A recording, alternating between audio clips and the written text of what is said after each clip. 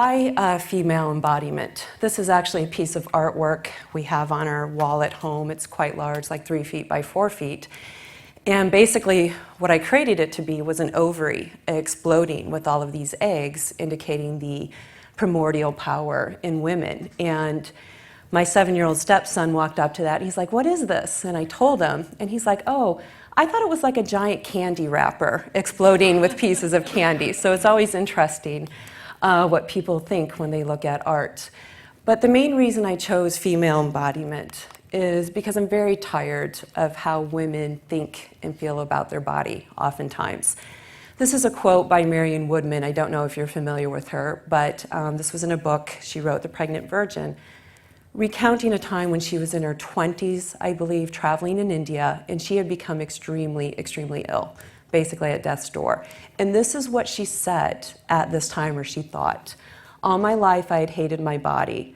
It was not beautiful enough. It was not thin enough. I had driven it, starved it, stuffed it, cursed it, and even now kicked it. And there it still was, trying to breathe, convinced I would come back and take it with me, too dumb to die." And I just think how horrifying that is, that anyone would feel that way about their body, too dumb to die, okay? Partly it's the messages women receive throughout their lives that inform them in some ways about their bodies.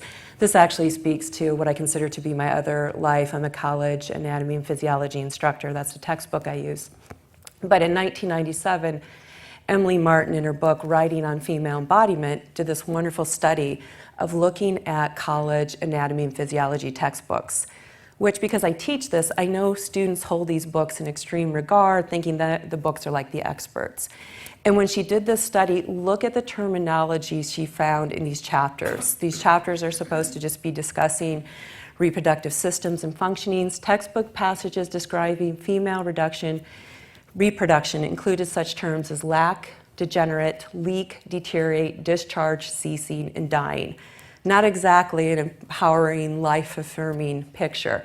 If we look at the textbook passages describing male reproduction, check out this terminology: remarkable, amazing, sheer magnitude. You almost want to build a monument to it, don't you? You know, like we haven't already done that. But anyway, so that's one set of messages, and this is just, the next one's just a little joke. From science to the paranormal, this is a fortune teller or something. You are being haunted by the spirit of a slimmer, trimmer you. So this constant projection of our bodies failing. Okay. So how long does a woman have before she begins to hate her body? A decade, maybe. I have a 10-year-old stepdaughter. Well, she's 11 now. I can see it in her and her friends, their ability even now to discount, some of you are nodding, what they dislike their body. And if you think about it, if you know any woman, if she started disliking parts of her body at age 10 or 11, she maybe had a decade of enjoying her body. And she'll spend probably a good portion of the rest of her life trying to come to terms of accepting her body. In describing the process of female children growing up and becoming aware of themselves, Woodman again in 1985 writes, "But at bottom, feeling rejected in her own personhood, blaming her ugly body for making herself unlovable." Okay? Females do that. It is their body that they feel is making them unlovable, so they in return will reject the body. So this is what I did. It really wasn't intended. I had done a lot of artwork throughout my time at Atlantic University, then was told I needed to do a narrative for the thesis. I was just going to do 72 random images and poems. Then they said, "Oh, you need to do a narrative to tie this all together." I went into a complete panic, having no idea how I was going to tie it all together, and came up with this idea that really my artwork spoke to the embodiment of feminine energy. So what I did is divided the creative project into 5 sections. You can see them listed there. Bone and Blood, A Woman's Space, the Vagina, Passageway of Transformation, Clitoral Power, The Desire for Self, Uterine, Cauldron, Manifesting Power, Suckle, Swallow, Speak, Expression, and Relation. So taking part of these biological aspects of a woman's body and then applying them energetically to how these present in her life. So in a way, it was also tying together those parts of my life, the biology aspect of which I teach, and then sort of this artistic, creative aspect. Okay, Bone and Blood, A Woman's Space. And one of the ideas I touch on in this creative project is that women are recurrently rewarded for being skeletal. as thin as absolutely possible, that very skeletal structure of a woman. They're rewarded for that, but not for having a strong skeletal framework from which to engage in the world, okay? The skeleton is the framework by which you interact with the world. It's the structure upon which the muscles pull.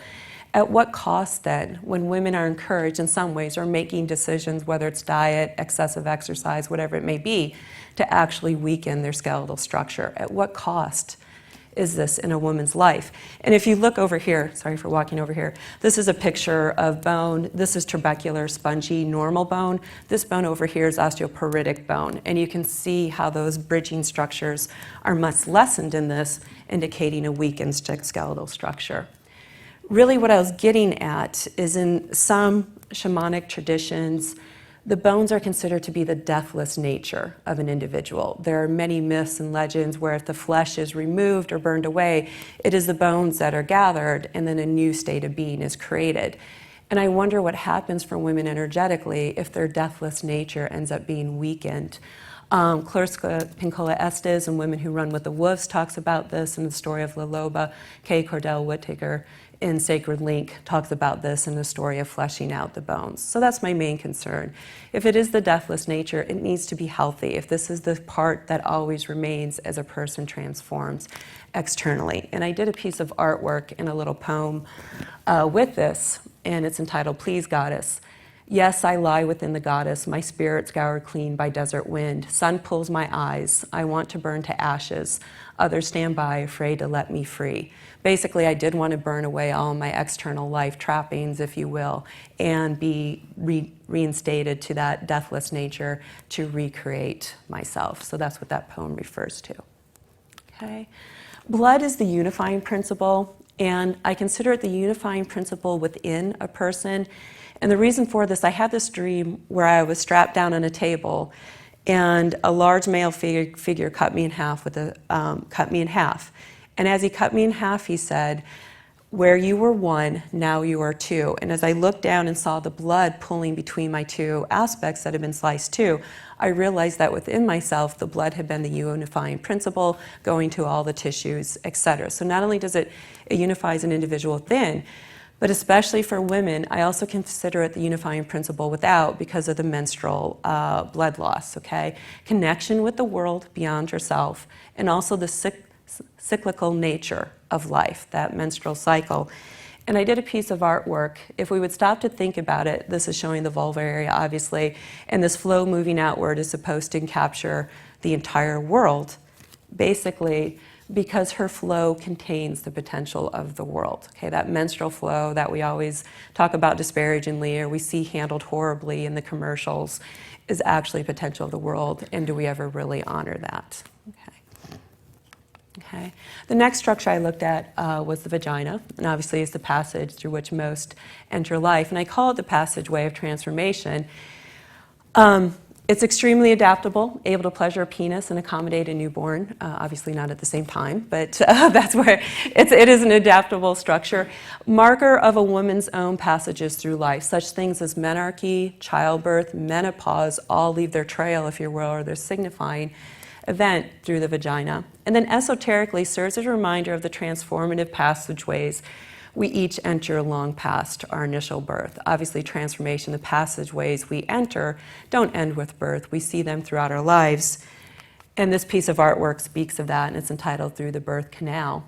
To become, to be one's own, to move beyond faltering hesitation, looking back with cold calculation, to transcend, to move up, dreams, nights, myths, fantasies of my own, to rewrite, labeled falsehoods, left alone.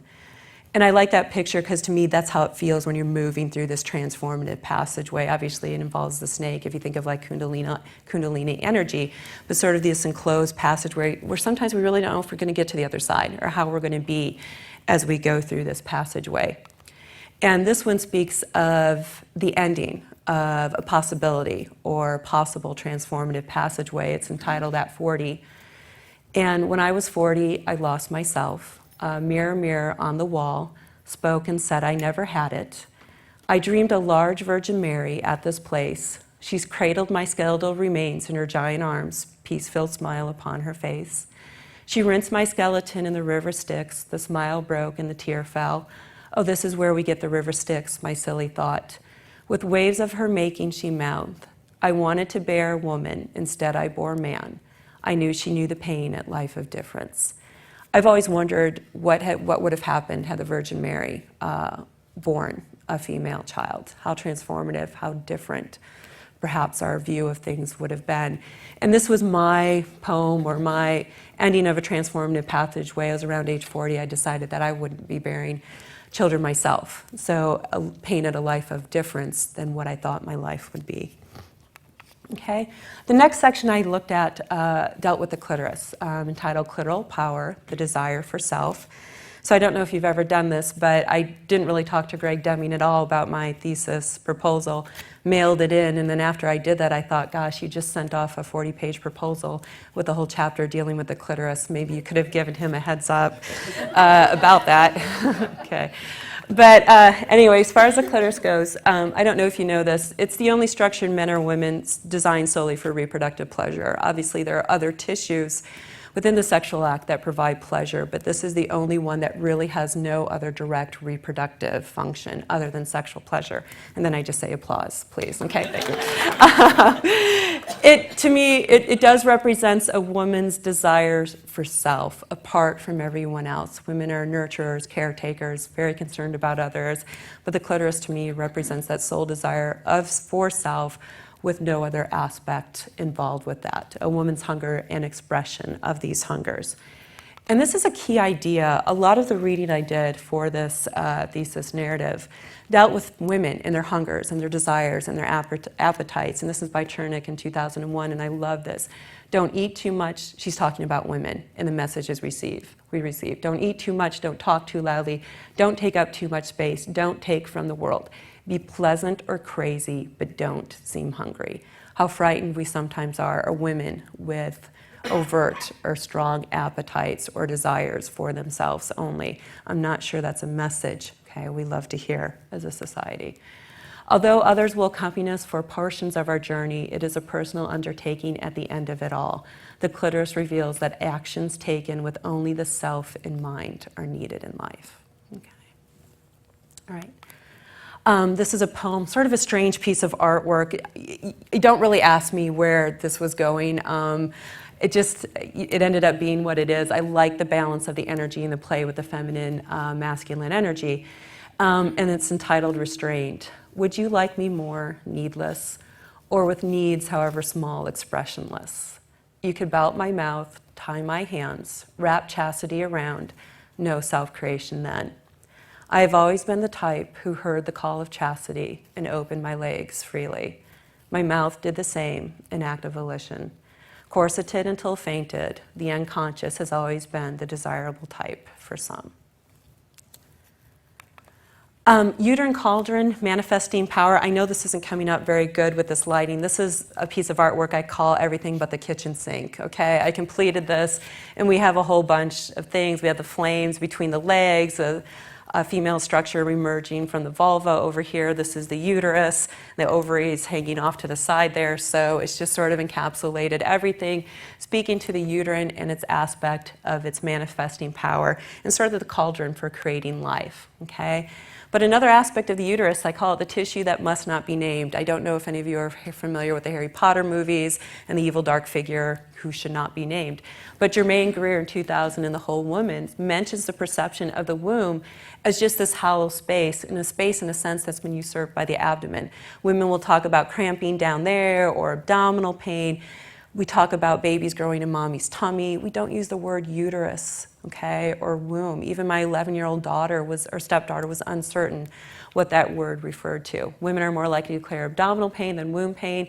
Even if we refer to menstrual cramps, these are supposedly from some amorphous structure located deep within, emitting random pain signals rather than the organ which they are truly associated with, the uterus or the womb. And then I say it remains the tissue that must not be named. Interestingly, when I take my students to, this is sort of a weird field trip, but we go to see a cadaver, and a human cadaver.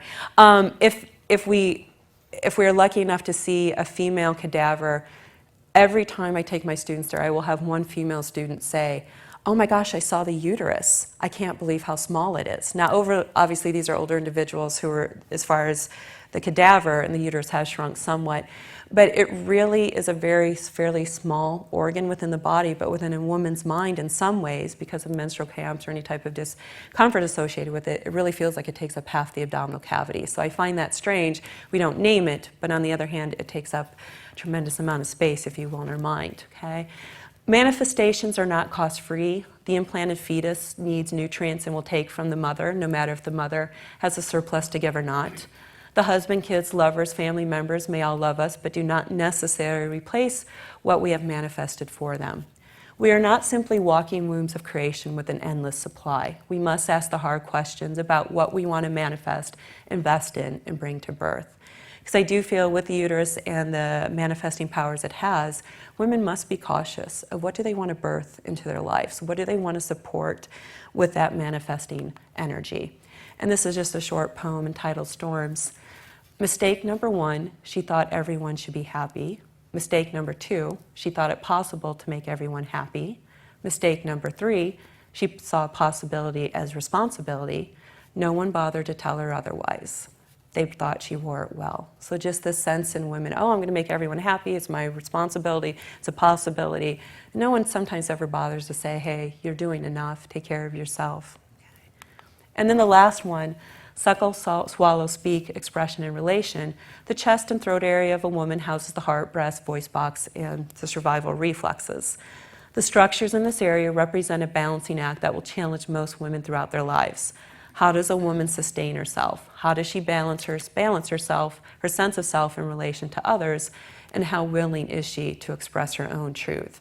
So you have the breast, the heart, the throat, all involved within this area, okay? Sustain, from where in life does a woman gain sustenance, physically and symbolically? It cannot always be in the act of serving others that a woman gains a sense of semblance of purpose or a sense of self. Symbolically, a woman must determine from which breast she will obtain her nourishment. It may be the form of a supportive group of friends, a wonderful co-worker, a powerful series of books. Whatever the shape, she must find where she will get sustenance in her own life. What she finds this sustenance, okay, it's not enough to simply find a place to sustain herself. She must find a place to suckle. A woman must be strong and aware enough to not only suckle, but to relax and open the throat to receive and swallow. This ties into some eating disorders, that type of thing. Even though the nutrients are there and present, you have to be able to imbibe them, to take them in order to use them in your life. And then once you do that, you have to be strong enough to assert yourself. You take in these nutrients and now you express outward. This is a piece I did when I finished my PhD. I was about 30, so I'd never done any artwork until I was about 30. And then for whatever reason, finishing my other PhD, I thought, oh, I'm just going to start doing art. And this is one of the first pieces I did. It's quite large, but it really expresses me, I think, this powerful structure. There's a road at the bottom there, and really entering into this new state of expressing myself away from science. Okay. Finding voice is extremely important in women. In Women's Way of Knowing in 1997, this was a study done where they interviewed hundreds of women in their state of development, okay? And these were authors who had worked in the field of sociology for some time. What we had not anticipated was that voice was more than academic shorthand for a person's point of view. Well after we were into our interviews with women, we became aware that it is a metaphor that can apply to many aspects of women's development. We found that women repeatedly use the metaphor of voice to depict their intellectual and ethical development, and that development of voice, mind, and self were intricately connected. Okay, women finding their voice, is anyone hearing me? The ability to express themselves and to feel confident in that expression. This is a piece, Isis Appears, and it actually deals with an issue. I don't know if you know this. Morning after contraception is available. Pharmacists are, though, able to tell a woman, because of my moral, religious, ethical views or whatever, I'm not going to dispense that to you. They can direct her to another pharmacy, and that just drives me crazy. And so this talks about a woman and maybe how she would feel at that point. We stood fully square, you in white coat with name tag, singular identity, me, script in hand, identifying. Unknown to me, you corralled a white collar and attached moral to your authority. We gazed one to another. I became blank to you, no longer name on paper, but paper identified. In your vision, I had become Eve, wanton woman, fallen and sinned again. The rage shattered my bones, and I transformed it, a woman since Eve, to a smile and a thank you. Below I seethed to an identity that was never mine. I can only imagine what it feels like to a woman to go in for that prescription and then simply be informed, no, it's against my views to serve you with that type of medication. You need to go to another pharmacy, okay? And then finally, just the concluding slide here, again, a quote by Woodman in 1982. When women are fully in touch with the experience of their own bodies, they can reclaim that full power within and use that power not to manipulate, not to self-obsess, but to reveal the mystery it is, to transform themselves and our culture. Having transformed the world once already, we know enough to do it again. So that's my talk. Thanks. One other thing, and I don't have a slide for it, I do want to thank Greg Deming, Tom Curley, everyone at Atlantic University. It's just really been a pleasure these past 2 years completing this program. So thank you very much.